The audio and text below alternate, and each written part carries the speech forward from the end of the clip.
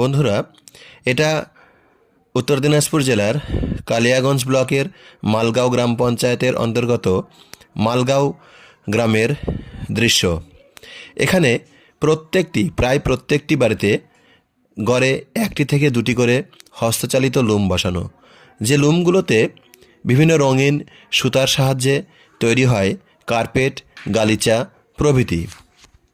1980-র দশকে মাত্র কয়েকটি বাড়ি দিয়ে শুরু হলেও এখন প্রায় প্রত্যেকটি বাড়িতেই পুরুষ এবং মহিলারা মিলে সমানতালে কাজ করে যাচ্ছেন এই হস্তচালিত লুমগুলোতে, যেখানে তারা তৈরি করছেন বিভিন্ন রং বেরঙের সুদৃশ্য কার্পেট এবং গালিচা। এই গ্রামের 400টি পরিবারের প্রায় 600-র বেশি মানুষ এই কার্পেট এবং গালিচা তৈরির পেশায় নিযুক্ত রয়েছেন। সেজন্য এই গ্রামটি বাংলার